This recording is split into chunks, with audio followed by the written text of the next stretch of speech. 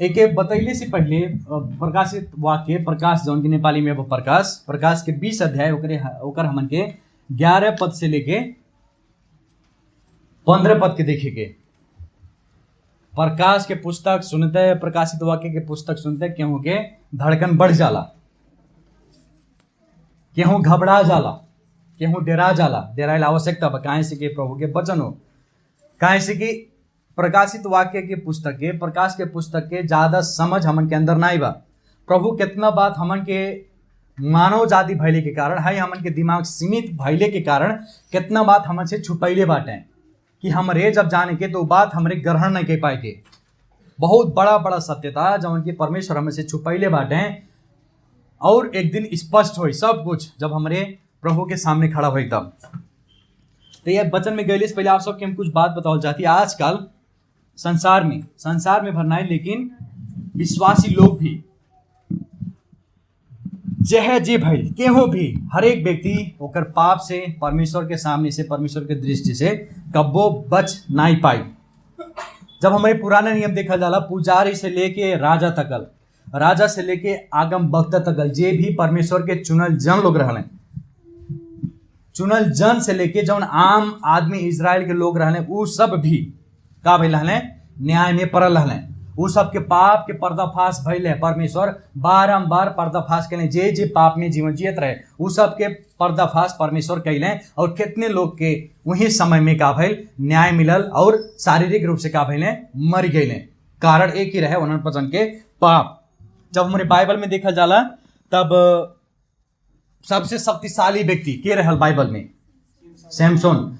ओकर पाप भी परमेश्वर का कैले, पर्दाफाश के दिले, ओकर ऊपर भी न्याय आए, वह भरना है। लेकिन सबसे ईश्वरीय व्यक्ति जौन दाऊद रहने, परमेश्वर के हृदय के व्यक्ति, ओकर पाप भी परमेश्वर का कह दिले, सबके सामने स्पष्ट दिखा देने और उनके पाप के प्रतिफल भोगी पर वह भरना ही। लेकिन और के रहे सबसे बुद्धिमान व्यक्ति सुलेमान राजा जौन रहले, ओकर पाप भी परमेश्वर का कहले दिखा देले, स्पष्ट बना देले, सबके सामने पर्दाफाश के देले और ओकर प्रतिफल, पाप के प्रतिफल भोगी के पड़ल।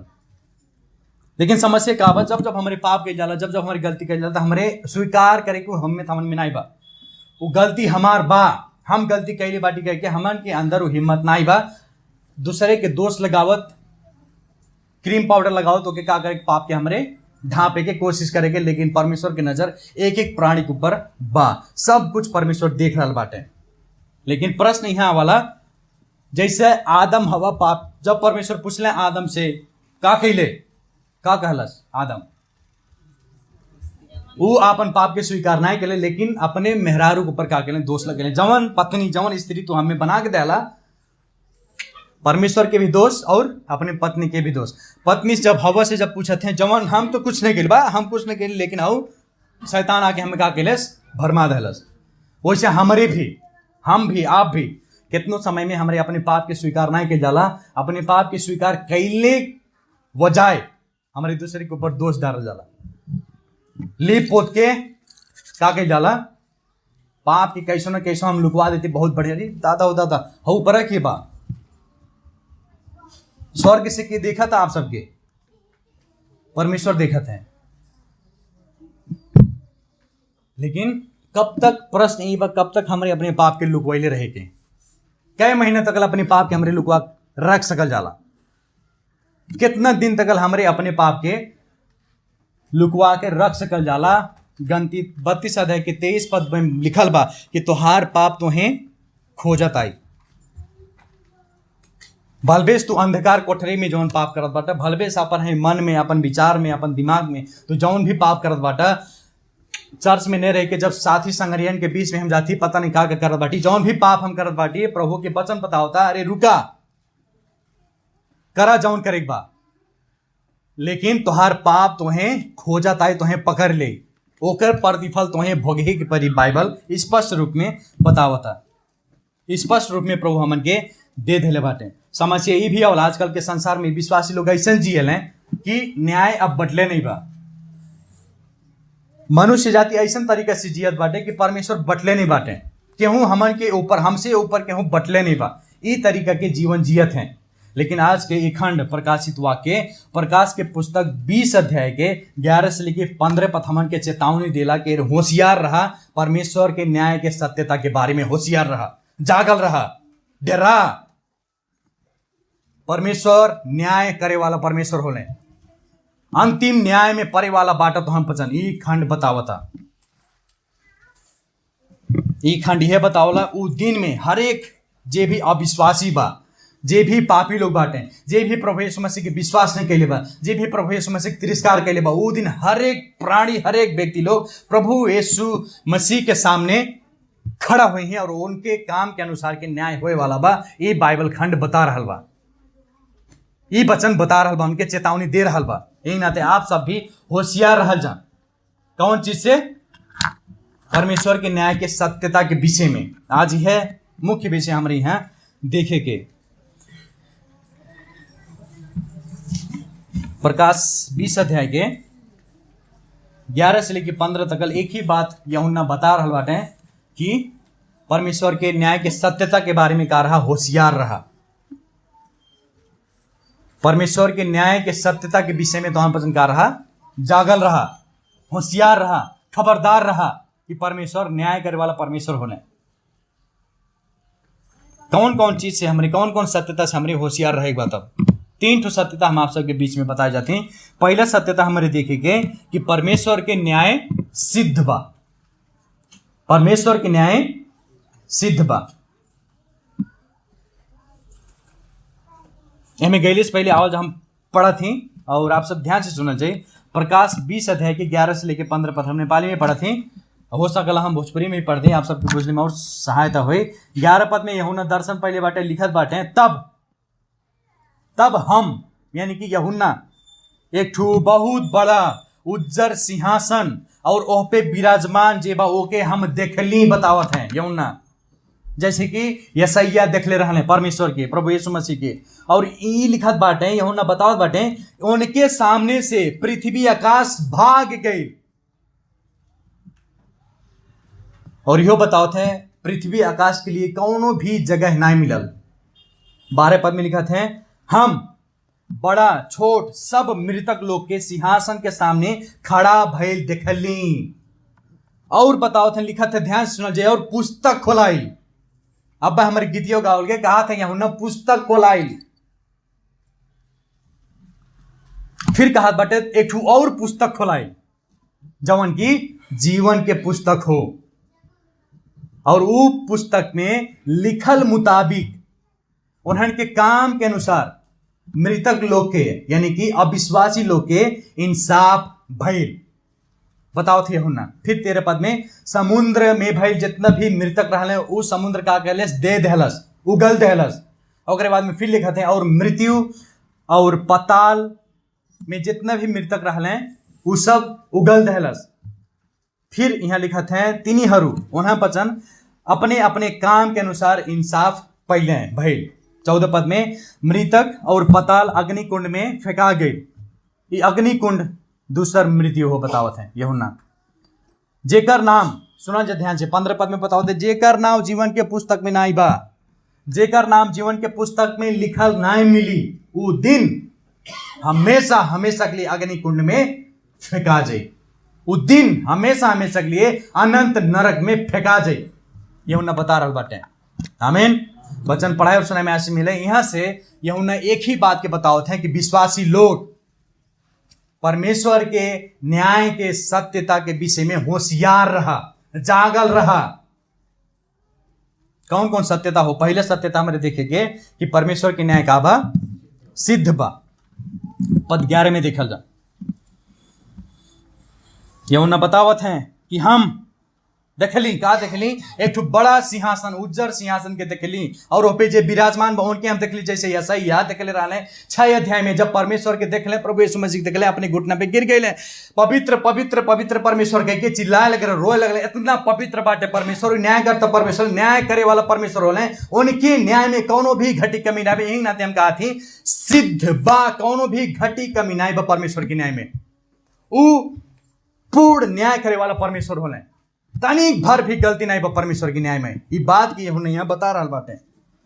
सिंहासन के अर्थ का हो, सिंहासन का जनाई देला, सिंहासन ई जनाई देला, ई बात के जनाई देला जेकरे पास में अधिकार बा, जे बैठल बा सिंहासन में ओकरे पास में सब कुछ के अधिकार बा। राजा के अधिकार रहल यही नाते राजगद्दी पे जाके बैठल, डॉक्टर के अधिकार पे यही नाते डॉक्टर की कुर्सी पे जाके डॉक्टर बैठल, पुलिस के डीएसपी का अधिकार बा कि वो अपने कुर्सी पे बैठ पे, ओकर कुर्सी के अलावा और केहू नहीं बैठ पे। यही नाते प्रभु भी उ योग्य के बाटे, उ न्याय करता होले, यही नाते उ सिंहासन पे बैठल बाटे। कहा बटे बहुत बड़ा सिंहासन के हम देखली, यहू न कहत है हाई छोट मोट कुर्सी है, प्लास्टिक के कुर्सी नहीं, लेकिन प्रभु उ दिन न्याय के दिन में इतना बड़ा सिंहासन में बैठल है। उनके राज सिंहासन जौन बा, बैठे वाला जौन सिंहासन बा वो बहुत बड़ा बा, ठूलो नेपाली में बा, बहुत बड़ा बा कहत है। उनके सामने सब अविश्वासी लोग, सब मृतक लोग खड़ा रहे, कपी ही ऐसे यूहन्ना दर्शन पावत है, देखत है। इस सिंहासन के दुई ठू शब्द से व्याख्या कैल बा। एक ठू ठूलो, नेपाली में जौन बा ठूलो, यानी कि भोजपुरी में बड़ा, बहुत बड़ा। एकर अर्थ का जनाई देला, ओकर पावर, ओकर शक्ति कि ई बात के जनाई देला कि ब्रह्मांड भर में सबसे उच्च न्यायपालिका वह परमेश्वर के हो। सबसे उच्च न्याय करे वाला परमेश्वर हमन के प्रभु यीशु मसीह होले। ई बात के बतावत है। जब यूहन्ना का हाथ बटे बड़ा सिंहासन के हम देखली, बड़ा सिंहासन के हम देखली, उनसे बड़ा सिंहासन न्याय के कौनो भी नहीं बा, यूहन्ना बता रहल बाटे। यहाँ अन्याय होता, लेकिन परमेश्वर के सामने अन्याय नहीं हुई। प्रभु जब न्याय करी अन्याय नहीं होए वाला, भाई बात के बतावत है। वहां जब न्याय हुई, हमन के अपील कैले के जरूरी नहीं। जब हमन के न्याय नहीं मिला, एक कोर्ट में जाके दूसरा कोर्ट में जाके यहाँ से हमारे अपील कई जाला, दूसरे कोर्ट में हमारे मामला दर्ज कई जाला, लेकिन वहां जब परमेश्वर न्याय कही प्रभु यीशु मसीह, हमन के अपील, हाँ हम अपन सोर्स फोर्स लगाए, अपन पैसा लगाए, हमार है चिन्हल बाटे, हऊ चिन्हल बाटे, उ सब सोर्स फोर्स उ दिन काम के बंद कर दे। जवन परमेश्वर कह दिले वह न्याय हमन के सजाए भोगे पर, या तो स्वर्ग या तो नर्क। यह बात के यूहन्ना बता रहल बाटे। यहाँ न्यायपालिका इस संसार में, नेपाल में कई किस्म के न्यायपालिका बा, कई ठू बा, जिला बा, एक ठू जिला बा, उच्च बा और सर्वोच्च बा, और भी हो सकला बहुत किस्म के न्याय बा, लेकिन खास करके हमन के तीन ठू जाना जाता। जब हमन के कौनो न्याय नहीं मिलेला, जब हमन के कौनो चित्त नहीं बुझला तो का करेंगे, जिला से कहाँ जाए जाला, उच्च में, उच्च में से जब न्याय होला तो कहाँ जाला, सर्वोच्च में। लेकिन यूहन्ना ई बात बता रहल बाटे, जिला से भी, उच्च से भी, सर्वोच्च न्यायपालिका से भी महान न्यायपालिका स्वर्ग के सिंहासन पे लागल बा। जवन दिने सब लोग, अविश्वासी लोग प्रभु यीशु मसीह के सामने, उ जज, उ न्यायकर्ता के सामने खड़ा हुई ही बता रहल बाटे प्रभु यूहन्ना। जब कहत बाटे उज्जर, जब कहत बाटे सेतो, ये प्रभु के शुद्धता के बारे में जनाई देला। कौनो भी भेदभाव नहीं बा। हमार बेटवा होले, हमार चीन जान के होले, हमार घर परिवार के होले, तो चला इनके माफ कर दें, चला इनके पाप के हम क्षमा कर दें। ये प्रभु यीशु मसीह के इनकार नहीं करे, चला हम इनके छोड़ दे। लेकिन वो बात नहीं होए वाला बा। वो शुद्ध तरीका से न्याय करे वाला बाटे प्रभु, शुद्ध तरीका से एकदम अपने जैसे बाटे, अपने धर्मी जैसे बाटे, वही तरीका से न्याय करे वाला बाटे परमेश्वर। तनी भर गलती ना हुई, बात के यूहन्ना बता रहल बाटे। आजकल संसार में कैसे न्याय होता आप सबके मालूम बा। जेकर चिन्ह जानल बाटे, घूस खिया के सच के झूठ बन जाता और झूठ के सच बन जाता। लेकिन परमेश्वर उ तरीका के न्याय करे वाला परमेश्वर नहीं होना। जवन सजाए दिएगा उ सजाए हर एक लोग पैबे करी, ये बात की यूहन्ना बता रहल बाटे। और वो जौन सिंहासन में विराजमान बाटे और केहू नहीं हो, हमन के उद्धार करता मुक्तिदाता प्रभु यीशु मसीह, जे वो सजाए के वाक्य दिहे वाला बाटे, वो होले हमन के प्रभु यीशु मसीह। और यह हो गवाही सुसमाचार के पूरा पूरा गवाही हो कि प्रभु यीशु मसीह ने संसार में मारल गए, गाड़ल गए, फिर तीसरे दिन में जी गए, और वह हमन के न्याय करे वाला होने काहे से केहू पाप के हरा दले बटे, मृत्यु के हरा दले बटे, और केहू मृत्यु के ना हरेलस, नहीं तो हो सकल वो भी न्याय करे के अधिकार पहले हो। लेकिन प्रभु हमन के उद्धार करता मुक्तिदाता जब संसार में अले, मृत्यु के भी हरा दले, पाप के भी हरा दले, ही नाते परमेश्वर के अधिकार दे दले बटे, सब कुछ के अधिकार। जब मत्ती 28 में बतैले बाटे कि स्वर्ग और पृथ्वी का अधिकार हमें दिया गई बा, और जे भी उनके विश्वास करता वो भी अधिकार पहले बस स्वर्ग के अधिकार हमन के स्वर्ग में रहे के, स्वर्ग में बहुत काम परमेश्वर हमन के दिले बाटे, ये अधिकार हमन के प्रभु यीशु मसीह के द्वारा मिलल बा। और उनके मौजूदगी जब उस समय प्रभु वहां उपस्थित हुई, इतना भयंकर होए वाला बा, इतना डरावना होए वाला बा, इतना शक्तिशाली होए वाला बा। पद 11 में बता रहल बाटे यूहन्ना कि स्वर्ग और पृथ्वी वहां से का हो जाए, भाग जाई, सब कुछ स्पष्ट हो जाए। जवन जवन हमन के लुका लुका के कैले बाटी, जवन जवन हमन के कही जाता, सब कुछ स्पष्ट हो जाए प्रभु के सामने, बता रहल बाटे यूहन्ना।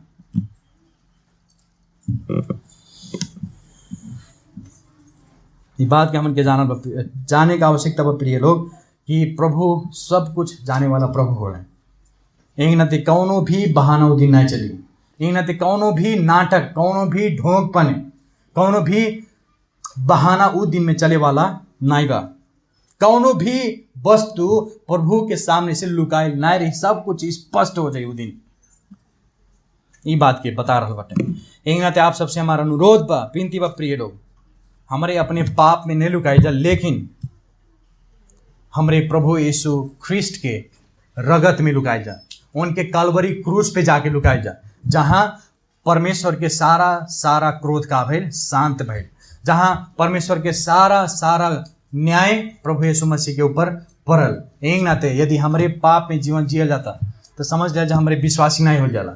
अगर विश्वासी नहीं हो जाला तब प्रभु के उज्जर सिंहासन के सामने, वो बड़ा उज्जर सिंहासन के सामने हमन के खड़ा होई पर जे विश्वासी नहीं हो, जे अभी तक प्रभु यीशु मसीह के विश्वास नहीं कैले बा, ओकर एक एक पाप वो दिन खुले वाला बा। ई बात के बता रहा बाटे।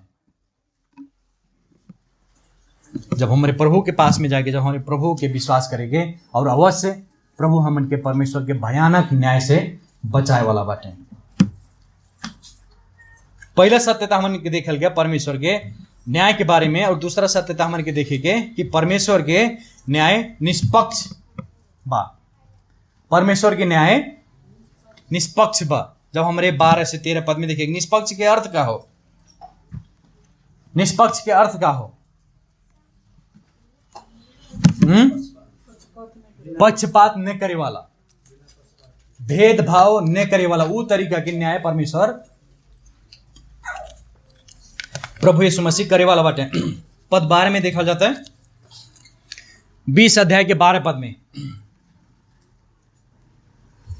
20 अध्याय के 12 पद में बता रहा बाटे, तब हम देखली बड़ा छोट सब मृतक लोग, सब अविश्वासी लोग सिंहासन के सामने खड़ा रहे। फिर पद 13 में देखत बाटे, पद 13 में लिखत बाटे, उन्हें बचन अपने काम के अनुसार न्याय पहले, इंसाफ पहले। एकर मतलब का हो, काम के अनुसार जैसे जैसे काम कैले रहले वैसे वैसे उन्हें बचन के इंसाफ भइल। यूहन्ना ई बात के बतावत बाटे कि परमेश्वर के न्याय में कोनो भी भेदभाव नहीं, जे जैसन कैले वैसे वो ओकर न्याय होए वाला बा। ई बात के बतावत बाटे। सब बड़ा छोट, यहाँ बड़ा लोग का होले, अगर गलती कैले बाटे, पाप कैले बाटे, अगर अपराध कैले बाटे, वो सब बच जाए, लेकिन छोट लोग जे बा वो बचे वाला नहीं बा। लेकिन परमेश्वर ई तरीका के न्याय करे वाला परमेश्वर नहीं होले। कहा बाटे सब लोग एक समान न्याय, परमेश्वर की न्याय सब लोग के लिए एक समान बा, चाहे वो बड़ा हो, चाहे छोट हो, चाहे पास्टर हो, चाहे विश्वासी हो, चाहे वो भविष्य वक्ता भी रहे, चाहे वो चाहे जे रहे।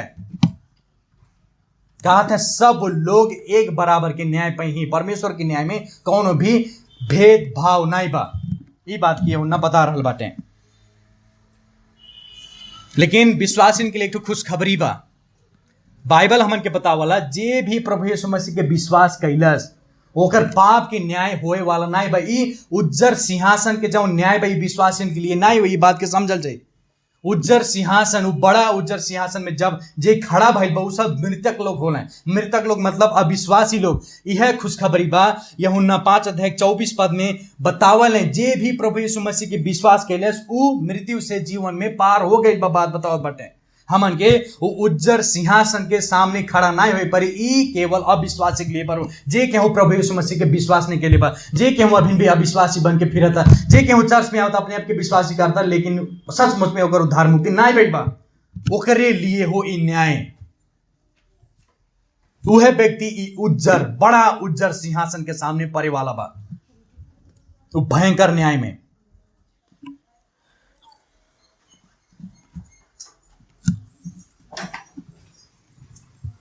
मृतक लोग के जज, मृतक लोग के न्याय कैसी हुई?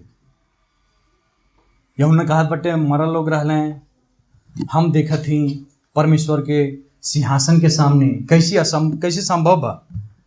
मरल लोग के हैं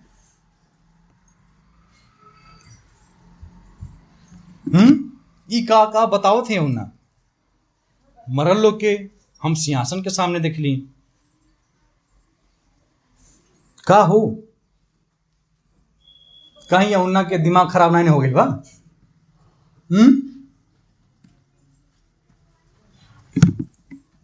जब हमन के पुनरुत्थान के, जब हमारे पुनरुत्थान के प्रक्रिया देखे के, क्रम से देखे के, तो पहले शुरू पुराना नियम के जौन भी विश्वासी रहले उ सब के पुनरुत्थान हुई।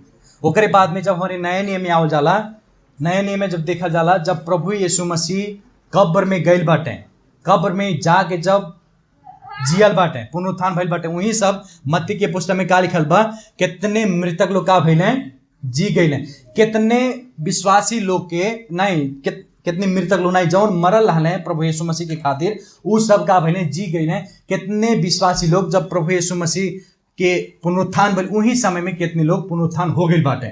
ये एक बार में होए वाला पुनरुत्थान, एक बार में होए वाला घटना नहीं हो, दृश्य नहीं हो, लेकिन होते आयल बा। और यहाँ बता रहल बा विश्वासीन के पुनरुत्थान पहले ही हो गइल बा। जब 20 अध्याय के ऊपर देखल जाए, जब 1000 वर्ष के राज्य देखल जाए, 1000 वर्ष में विश्वासीन के पुनरुत्थान पहले ही हो गइल बा। प्रभु का गइल बाटे विश्वासीन के पहले ही जिया धले बाटे। अब जब न्याय होए वाला बा, न्याय के समय में अब विश्वासीन के लोग के प्रभु जिये ही, फिर से शरीर दी ही, वो सब भी महिमित शरीर पे ही, अविश्वासी लोग भी महिमित शरीर पे ही, विश्वासी लोग भी महिमित शरीर पे ही। लेकिन फर्क इतने बा, एक ठो महिमित शरीर जौन विश्वासी हो कहाँ जाए स्वर्ग में, एक ठो महिमित शरीर जौन अविश्वासी हो कहाँ जाए हमेशा हमेशा के लिए नरक में। ऐसा शरीर हमन के दी ही प्रभु।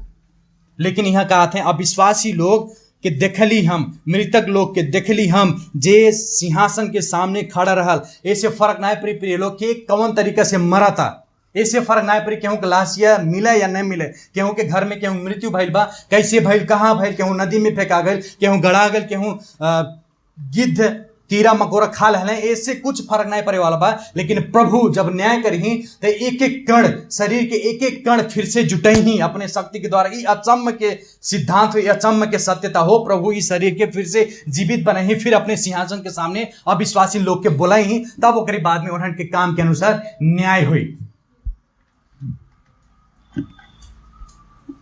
न्याय हुई। और यही नाते वो प्रभु होले, मरल के भी जीवित कई देले वो हमन के प्रभु। यही नाते वो परमेश्वर होले, यही नाते हमरे मनुष्य हो जाला।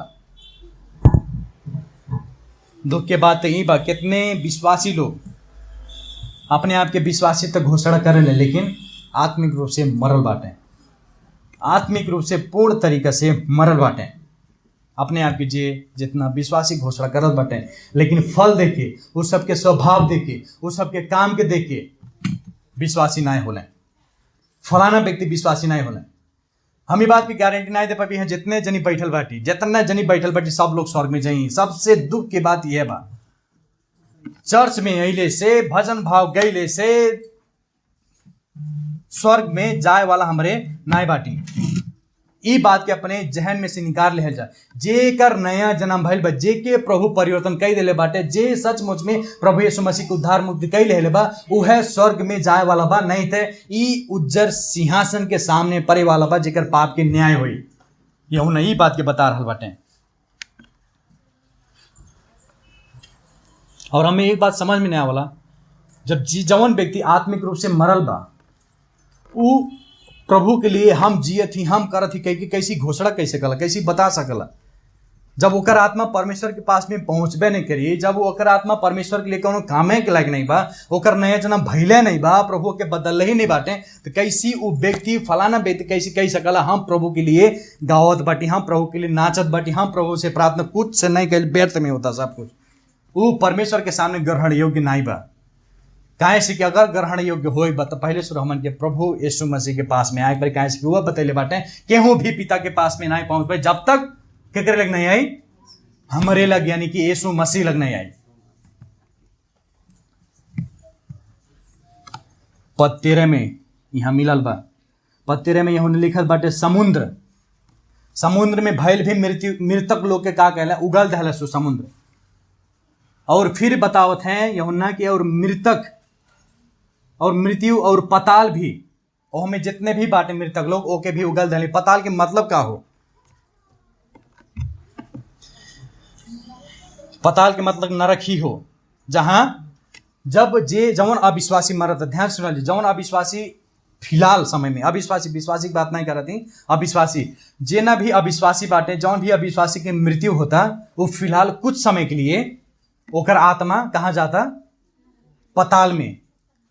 जवन के जब प्राचीन भाषा में हमरे देखे के एक बोल जाला हेदिस, कुछ समय के लिए हेदिस नरक में रही। लेकिन जब परमेश्वर के न्याय करे के समय आई, जब प्रभु न्याय करही पापी लोग के, अविश्वासी लोग के, तो फिर से वो सब के का करही, बोला ही नरक में से, समुद्र में से, जहां जहां जे मरल बा, समुद्र में मरल बा, पृथ्वी में मरल बा, कैसी के मरल बा, उस सब अविश्वासी लोग के अपने सिंहासन के सामने जुटाई, तब वो सबके अपने काम के अनुसार न्याय होए वाला बा। कौन कौन आधार पे प्रभु न्याय करही? वो लोग के, अविश्वासी लोग के कौन आधार पे न्याय करही? पद 13 में निकल जाता है कौन आधार पे न्याय करही। 2 किताब बा। अब हमारे एक भजन गावल के, कौन भजन गावल के? कौनो भजन एक गावल के हमें लिखल है पुस्तक खोलाई, जीवन के पुस्तक खोलाई। एहमें 2 किताब लिखल बा। इस संसार के मनुष्य बहुत चालाक होइल बाटे। हमन के दिमाग काम करता कि नहीं करता, हमन के हृदय काम करता कि नहीं करता, हमन के आँख काम करता कि नहीं करता, हमन के किडनी लीवर काम करता कि नहीं करता, कह के जाने के लिए यंत्र बनैले बाटे, मशीन बनैले बाटे। लेकिन एक ठो मशीन बनैले में फेल हो गए बाटे।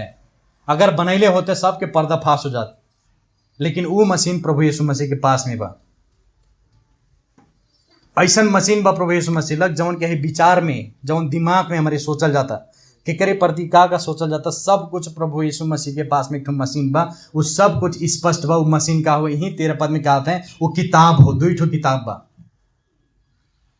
अगर माइंड के पास में रहा तब तो बहुत डर रहा, अरे दादा दादा ओकर लग मशीन हमारे विचार में का चला जान जाई, उसे बच के रहे बा। बच के कैसे रहे बा? परमेश्वर से रहा जा। काहे से उनके हाथ में वो डिवाइस बा, मशीन बा, जवन की हमन के विचार, हमन के भावना, हमन के सब कुछ परमेश्वर जान रहा बाटे। जवन भी पाप की कह रहा बा, सब कुछ परमेश्वर जानत बाटे। वो किताब के आधार पे प्रभु यीशु मसीह हमन के न्याय करे वाला बाटे। हमन के नहीं, लेकिन जे अविश्वासी हो, काम के अनुसार न्याय होए वाला बा। हमें तो कौन पुस्तक हो इस सब हमें मालूम नहीं बा, लेकिन बाइबल अध्ययन कैले के प्रक्रिया में हम कुछ पुस्तक पहले बाटी। कौन पुस्तक के आधार पे प्रभु यीशु मसीह अविश्वासी न्याय करही? वो पहला पुस्तक यह बाइबल ही हो। पहला पुस्तक परमेश्वर के वचन के आधार पे ही अपन परमेश्वर प्रभु यीशु मसीह न्याय दिखे हैं अविश्वासी के ऊपर। यूहन्ना 12 अध्याय के 48 पद के पढ़ा जाता है।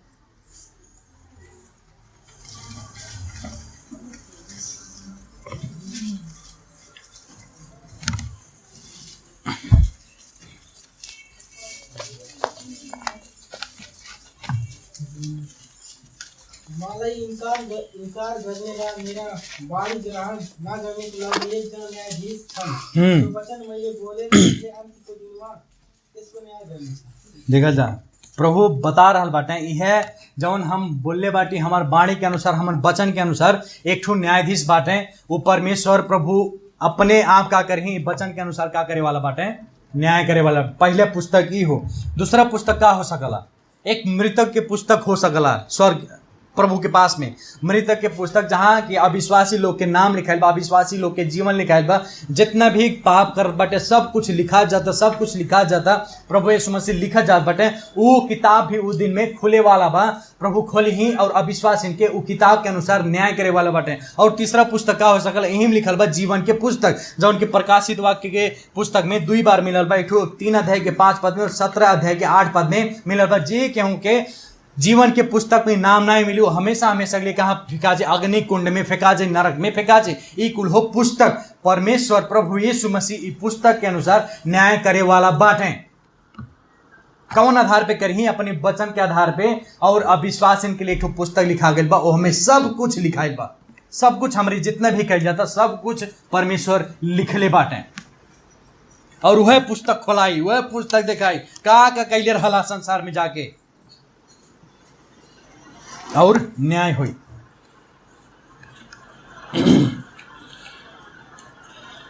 यह हमन के अवस्था रहल, विश्वासी लोग के भी यह अवस्था रहल बिना यीशु मसीह के। और कितने लोग के अभी भी यह अवस्था बा। हमारे परमेश्वर के सामने वो न्याय में पड़े वाला रहल गया। हमन के पाप जितने भी पाप बा वो सबके सामने पर्दाफाश होए वाला रहे, सबके सामने दिखा जाए। यूहन्ना बता रहा बाटे, ये सबसे डरावनी बात हो, सबके सामने आप के जे भी अविश्वासी होकर पाप के प्रभु यीशु मसीह स्पष्ट रूप से दिखाई ही बतावत हैं। किकर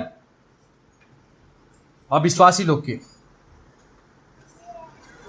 लेकिन एक जनी संसार में ले प्रभु यीशु मसीह, उनके काम के द्वारा, उनके बलिदान के द्वारा, उनके लहू के द्वारा हमन के सारा पाप का हो गए प्रभु यीशु मसीह के लहू में ढपा गए।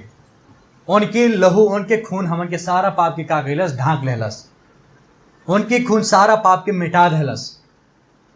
यदि समझ ले जाए, यदि अविश्वासी होकर लिए अभी भी खतरा बा, यदि अभी भी क्यों प्रभु यीशु मसीह में विश्वास नहीं कैले बा, ओकर लिए अभी भी खतरा बा। वो दिन में, वो भयंकर दिन में आपके सोचल, लिखल, कैल, गैल, बोलल सब कुछ पाप प्रभु यीशु मसीह स्पष्ट रूप से पर्दा टीवी लगे लिखत दिखे ही।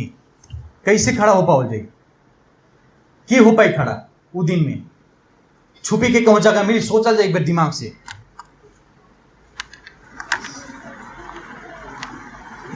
हमारे जौन भी परमेश्वर के विरुद्ध में कैले बाटी, जे भी अविश्वास में भी नहीं बा, जे भी प्रभु के विश्वास नहीं कैले बा, वो सबके पर्दाफाश होए वाला बा न्याय के दिन में। सबके काम के अनुसार परमेश्वर न्याय करी का कैले बाटा। लेकिन विश्वासी लोग के खुशखबरी बा, वो सब कुछ पाप प्रभु यीशु मसीह ढांकी दहले, बचा ले हमन के वर्तमान के समय, बीतल के समय और यहाँ तक के भविष्य के समय के पाप भी प्रभु यीशु मसीह सब कुछ मिटा दहले, हमन के शुद्ध बना दहले, हमन के धर्मी बना दहले, हमन के दोष रहित बना दहले। तेकर मतलब का हमारे पाप कही जा? रोमी 6 अध्याय में यह बात पावल बतैले बाटे, का अनुग्रह प्रशस्त में मिलल, हमन के अधिक मात्रा में मिलल, तो हमारे पाप कही जा? फिर पावल कहले बिल्कुल नहीं, हिम्मत ने करिया, बिल्कुल सोचिया भरने कि परमेश्वर क्षमा करे वाला। हमारी कैसी खड़ा हो सकल जाला? हमारे इस सिद्धांत के परमेश्वर क्षमा करे वाला होले, प्रभु हमन के पाप के मिटाए वाला होले, प्रभु हमन के पाप की क्षमा, हमारे फिर पाप कह के कैसे हमारे अपने मुंह से बोल सकल जाला? कैसे हमारे खड़ा हो पाएगे प्रभु के सामने? कैसे हमारे खड़ा हो पाएगे परमेश्वर के सामने जब जब हमारे पाप कह जाता और कहा जाता प्रभु ते क्षमा करे वाला होले? कैसी हिम्मत कैसे सकल जाला हमरे?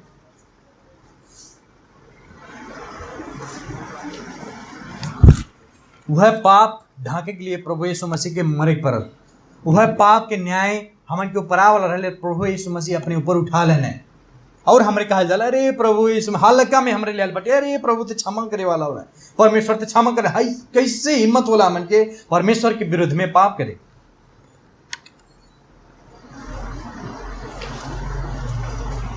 यदि कौनो भी व्यक्ति निरंतर रूप से पाप करता तो समझ ले जा विश्वासी नहीं हो, होकर भी पर्दाफाश होए वाला बा।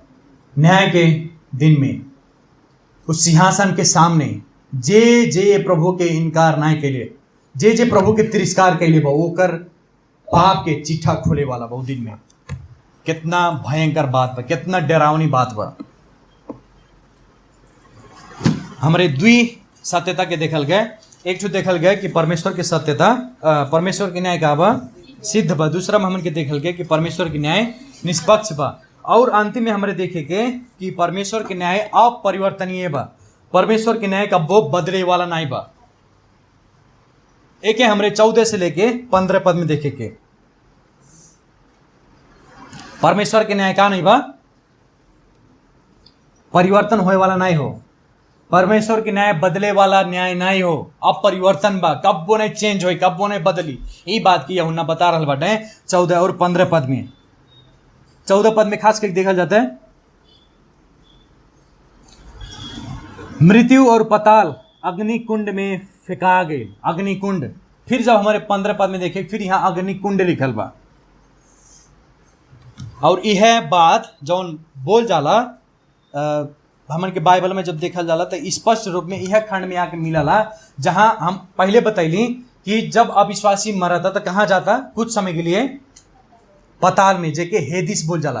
कुछ समय के लिए अविश्वासी लोग ऊ नरक में रहे ही, लेकिन जब न्याय हो जाए, न्याय भले के बाद में, तब हमेशा हमेशा के लिए कहाँ जाए, अग्नि कुंड में। अग्नि कुंड के मतलब गहन्ना में हमेशा हमेशा के लिए वो सब तड़प ही, उनके आत्मा हमेशा हमेशा, उनके शरीर हमेशा हमेशा के लिए नरक में तड़पे वाला बा। ई बात के बताओ बाटे। और यही ना तो ना कहा बाटे ई बदले वाला ना हो। परमेश्वर कोनो बदले वाला परमेश्वर ना हो। जवन न्याय दे दे, जवन न्याय कह दे, वह न्याय करबे करी, वह न्याय होबे करी। कहा बाटे अग्नि कुंड में फेंकाई वो व्यक्ति।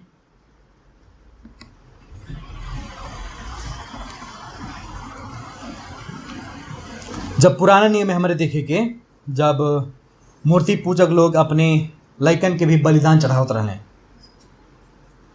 अपने देवी देवता के जब बलिदान चढ़ावत रहने तो अपने लइकन के का करत रहने, वो अग्नि कुंड में फेंकत रहने पुराना नियम में। जब हमारे यिर्मयाह 19 अध्याय के 2 से 6 पद में देखे के। लेकिन जब यीशु मसीह के समय आयल, यीशु मसीह के समय में का भइल, एक ठो फोहर मैला जमा करे वाला एक ठो जगह रहे यरूशलेम में। और वहाँ के जवन आग रहे, निरंतर आग बढ़ते रहे हमेशा हमेशा, वो आग कबो बुझाए वाला नहीं रहे।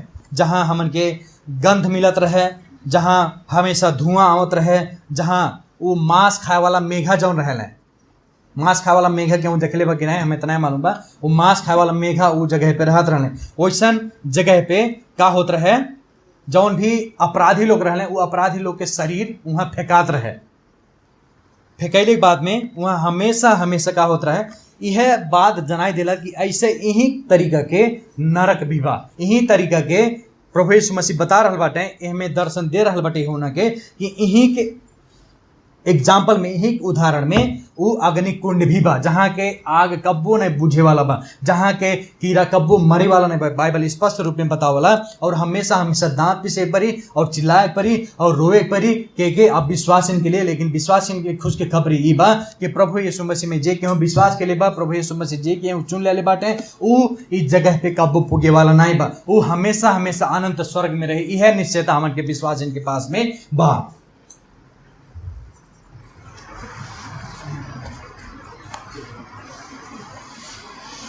तब ओकरे बाद में कहा बाटे मृत्यु और पताल सब कुछ के अंत हुई। तब ओकरे बाद में एक समय के लिए पताल में, कुछ समय के लिए अग्नि कुंड में ना रह पड़ी, लेकिन हमेशा हमेशा के लिए या तो स्वर्ग में या तो नरक में बस हो गई, खत्म हो गई। बाद में न्याय खत्म हो गई। ये बात की उन्ना ये पद में बता रहल बाटे। तब ओकरे बाद में मृत्यु भी खत्म हो जाए। ओकरे बाद में कौनो भी मृत्यु ना रही, या तो जीवन रही या तो अनंत नरक रही। यह बात की उन्ना बार बार यहाँ दिखा रहल बाटे।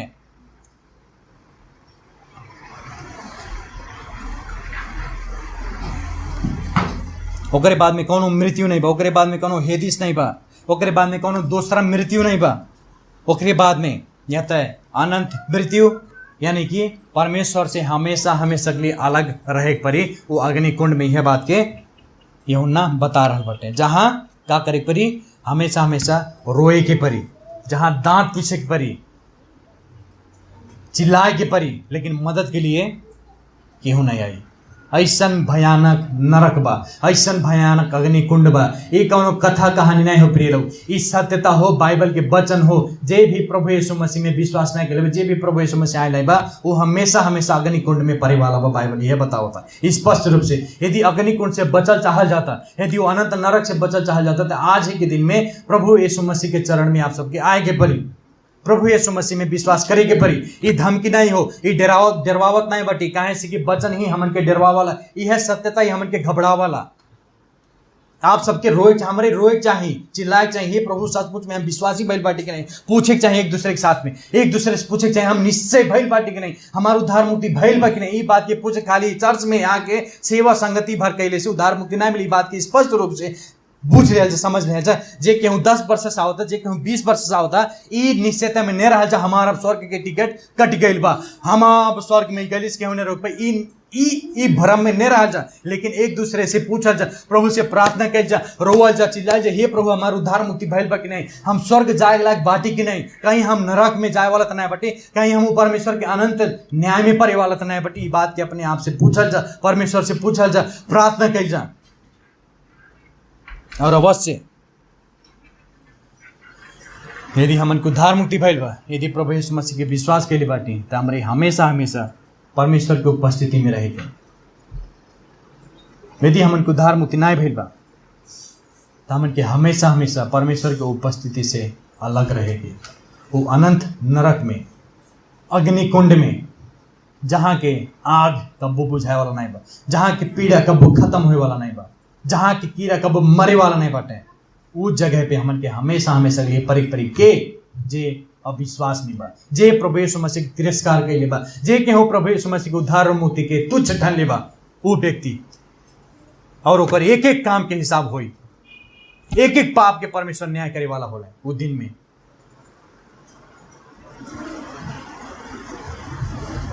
नहीं ना तो प्रिय लोग परमेश्वर से डराइल जा, जिक्रे हाथ में अधिकार बा, मृत्यु के बाद में भी आपके मार सके नहीं, मृत्यु के बाद में भी हमन के अनंत नरक में पठा सके नहीं। वो से डराई जा, वो से भय मानल जा, उनके आदर इज्जत कही जा कि परमेश्वर हमें बचा ले बाटे, उनके महिमा कही जा कि हमें अनंत नरक से, अग्निकुंड से हमें बचा ले बाटे, अनंत नरक से हमार वो दर्द पीड़ा से बचा ले बाटे हमार प्रभु, हमार उद्धार करता।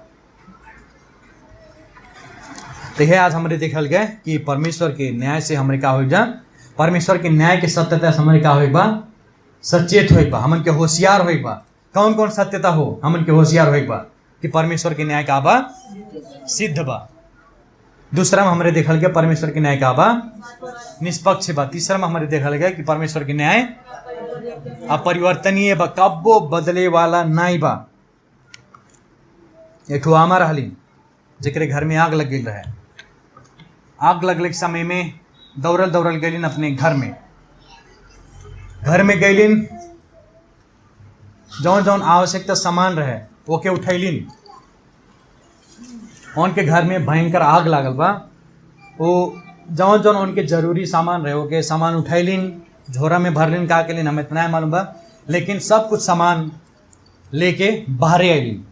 तो जब बाहरे आइलिन कुछ ही समय में उनकी याद आई कि हमार छोटका लड़का घर में छूट गई बा, हमार छोटका लड़का घर में छूट गई बा। जैसे जाथिन ले अपने लड़का के, अपने बच्चा के, वो घर का हो गए, गिर गए और वो लड़का वही में मर गए अग्निकुंड में। ही नाते प्रिय लोग, यदि सचमुच में आपके पास यदि सोचल जाता हमारे पास में सब कुछ बा, हम चर्च में भी जाती, हम प्रभु से प्रार्थना भी करती, हम हई करती, हम भेटी देती, हम दान देती, हमारे पास में धन बा, हमारे पास में संपत्ति बा, हमारे पास में हई बा, हई पद बा, हई पावर बा, हई शक्ति बा, यदि ये सब सोच में रहा जाता, भ्रम में रहा जाता, तो अवश्य एक दिन आपके जीवन भी उन्हीं तरीके से तहस नहस हुई जैसे वो बच्चा के भइल, जैसे वो महतारी के भइल। आपके पास में सब कुछ हो के भी कुछ भी नहीं रही जाए। आप सबके यदि सोचा जाता हमारे पास में सब कुछ बा, यदि आप सबके पास में यीशु नहीं बाटे तो आप सब बिना अर्थ के बाटी, हमारे बिना अर्थ के बाटी। एक महतारी के लिए सबसे बड़ा संपत्ति का हो ओकर बच्चा हो, ओकरे पास में बच्चा ही नहीं बा तो वो अपन जौन सामान ले ली, जौन पैसा ले ली, जौन आवश्यकता सामग्री रहे ओकर कौन यूज बा, कौन प्रयोग बा। यही नाते आप सबसे हमार विनती बा, आप सबसे हमार अनुरोध बा, हमारे ई तरीके से नहीं जीवन जियल जाए कि हमारे पास में सब कुछ बा, हमें कोनो डर नहीं बा, हमारे पास में हाई पद बा, हमारे पास में हाई ज्ञान बा, वो ज्ञान से भी कुछ होए वाला नहीं बा। हमन के पश्चाताप की आवश्यकता बा, हमन के सुसमाचार के ऊपर विश्वास के आवश्यकता बा, हमन के नया जन्म भइल आवश्यकता बा, और यह रास्ता हमन के हमार जीवन ध्वस्त होने से बचा सके, हमार जीवन नरक में गईले से बचा सके। आज हमरे प्रार्थना करेंगे। प्रभु महान सर्वशक्तिमान जीवित परमेश्वर, हम आपके धन्यवाद देते हैं, आपके महिमा आपकी प्रशंसा हमन की जितना भी कही जाए कम बा।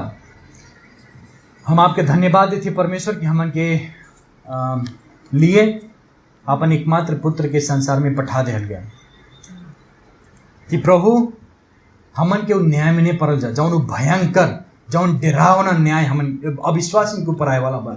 जे के हूँ आपके एकमात्र पुत्र के विश्वास न कैले बा, जे के हूँ प्रभु यीशु मसीह के तिरस्कार कैले बा, जे के हूँ अपने पाप में जीवन जियता, उस सब के पाप एक दिन प्रभु यीशु मसीह के सामने भरना है। लेकिन सब प्राणी लोग के सामने, स्वर्गदूत के सामने, जितना भी मनुष्य जाते रहे उस सब के सामने उस सब के पाप के चिट्ठा खुलाए वाला बा। उस सब के पाप के परमेश्वर दिखाई ही वो दिन में लज्जित भइले से हमन के बचा लिहल गए। हमन के मालूम नहीं हमन के कौन कौन पाप कैल गए परमेश्वर, लेकिन उस सब पाप के रिकॉर्ड मिटा दिहल गए अपने एकमात्र पुत्र प्रभु यीशु मसीह के खून के द्वारा।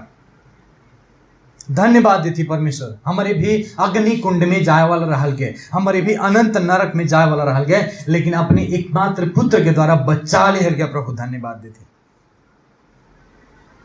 और आशा बा परमेश्वर कि अपन एकमात्र पुत्र के फिर से पठावल जाए इस संसार में, और हमन के फिर से जहाँ मर जाएगी, हमन के शरीर के आता पता नहीं रहे, भलवे समन की कब्र में रहे, भलवे समन के नदी में फेंकाए लगे, भलवे समन के गिद्ध खा लिए, लेकिन फिर भी हमन के शरीर के फिर से जीवित बनाओ जाए और अपने सिंहासन के सामने ले आओ जाए, अपने सिंहासन के सामने बैठाओ जाए, उस स्वर्ग के नागरिक बनाओ जाए, हमेशा हमेशा अपनी उपस्थिति में रखल जाए। परमेश्वर ई बात की खुशी बा, ई बात के आनंद बा, ई बात के उमंग बा, हमारे अगोरल जाता प्रभु आपके, आप जल्दी से आओ जाओ और हमन के अपने साथ में ले जाए जा प्रभु।